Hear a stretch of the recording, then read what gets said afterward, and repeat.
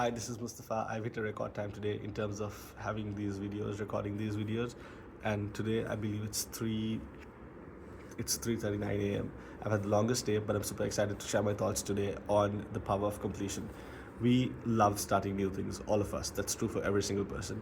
We love starting new things because it is novel, it feels exciting, it is being hopeful and optimistic in an adventure that we've not gone through before, in a path that we haven't traveled down before.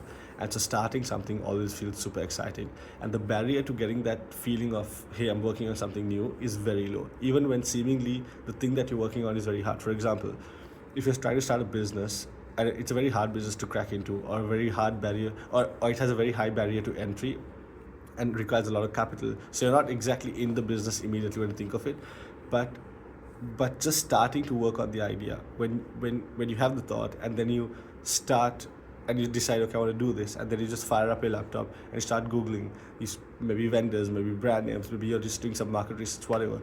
That's very low effort. The barrier to getting to that feeling of, I'm trying to do something new, I'm working on something new, and I have started something new, is very low. Although that thing actually may be hard to achieve or get into, but the barrier to getting that feeling of, hey, I've started something new, is very low. And so we are chasing that all the time. We are constantly starting new things, whether it's side projects, actual businesses, and everything in between, right?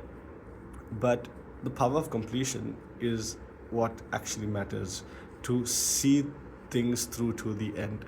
Why does this matter? Because obviously it doesn't guarantee success. Just because you completed something and saw it through to the end doesn't mean you're going to get success.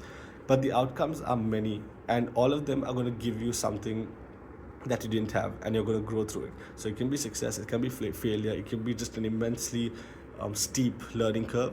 But whatever it is, you will be better off than when you started. You will have gone through a path that you didn't go through before, and you've gotten something new out of it. Maybe not the exact outcome that you wanted, but it's going to help you in some way.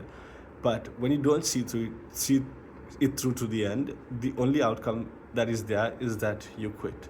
And that's the only outcome. There's no other outcome in that.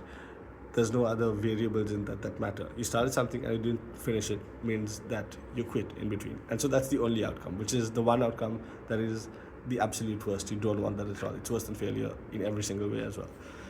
And so that's the biggest advantage, where you have so many possibilities that are positive, but only one when you don't finish something. And the second thing is, because you know you have to finish everything you start prioritizing rigorously, and that helps you manage. So you don't start things that don't matter, you only start things that you really want to finish. And so that's my takeaway for the day. Start things and then finish them.